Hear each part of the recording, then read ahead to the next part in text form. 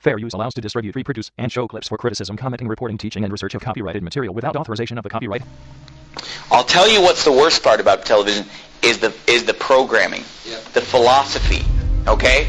I mean, the manipulating of your mind, the philosophy, the mentality, the system of thinking, the ideology. That's what's wrong with television. That's what's wrong with movies. That's where they're really getting in your head. Take, for example, Walt Disney, right? And many people that will preach against the TV, they'll preach against the movies, they'll preach against Hollywood because it's obvious that stuff is bad. But then they'll say, well, we watch Disney movies. And I've been to the home of preachers and Christians who would never watch TV or the movies, but yet they have the whole library of the Walt Disney movies. You know those white plastic cases?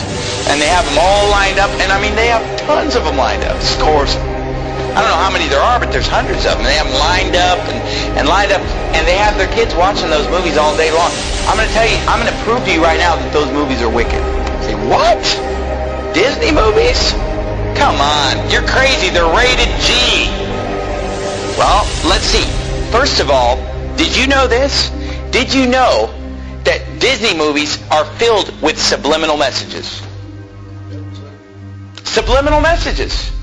Now, what are we talking about tonight? Sorcery. What are we talking about tonight? Getting inside your mind and messing with you. Controlling your thought process by supernatural means or demonic means. Or hey, I'm going to tell you something. Disney movies are filled with subliminal messages. And you say, oh, that's a hoax. I've seen it with my own eyes. When I was a teenager, I had a friend of mine sit me down at his house and show me the subliminal messages in the Disney movies. They're filled with subliminal messages. Let me give you some examples. The Lion King, filled with subliminal messages. Okay, all throughout the movie, there are pornographic pictures hidden in the movie. Like you'll be watching the movie, and just for a few seconds, something filthy will come on. Like off to the side, there'll be some kind of a, reproductive anatomy will pop up, over here, and then over here. There's this one point where the lion, he kind of goes like this, and a cloud of dust comes up and just spells the word sex. And the word sex is put in the Lion King movie subliminally, literally hundreds of times. Hundreds of times. The shapes on the screen will spell the word. And I've seen it. I mean, I had my friend sit me down at his house and pausing the movie, showing me the word sex popping up on the screen at different times because he knew where they were. And he would show me these things. Another one, and they all are filled with it. Aladdin is another one. In the movie Aladdin, there's a part in the movie where the guy, what's his name, Aladdin? There's a point in the movie where he tells Jasmine to take all her clothes off. But you don't even know it unless you know it's there. You listen to it, and he mumbles it kind of under his breath.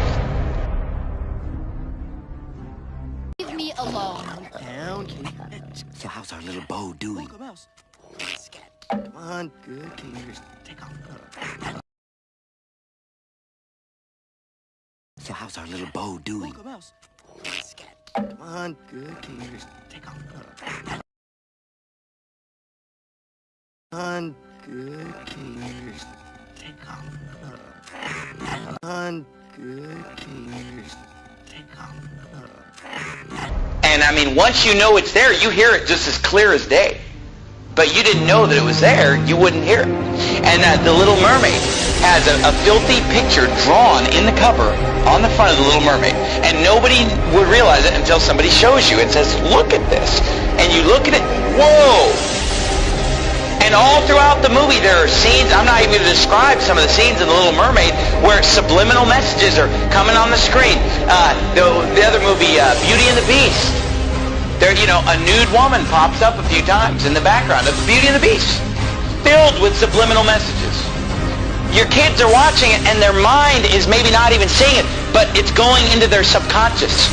Words flashing on the screen over and over. sex, nudity, filth, all the smut is just coming on the screen.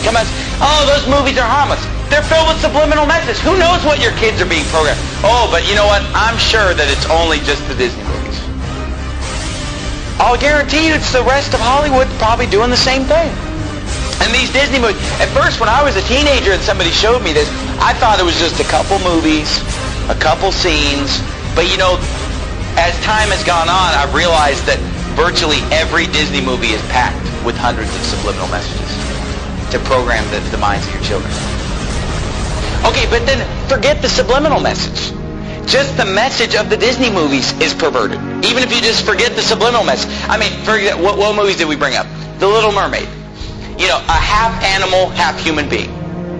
And that's perverted in and of itself. All throughout the Bible, every false god is a half animal, half human being. They're constantly merging of animals and human beings. It's paganism. It's wicked. And yet every Disney movie is pretty much based on the merging of a human being with an animal. It's described in the Bible. And the movie The Little Mermaid, you know, she's topless the whole time, right? She's just wearing like a bikini top. How is that? Is that how you want your daughter to dress? Is that, oh, but there's no cussing, there's no nudity. Do you want your daughter going around in a bikini top? Is that modest apparel? Is that what Jesus Christ would have you to wear, ladies? No. The movie's filled with Satanism, witchcraft. There's some, what is it, Ursula, some witch that's casting spells and using sorcery and demonism.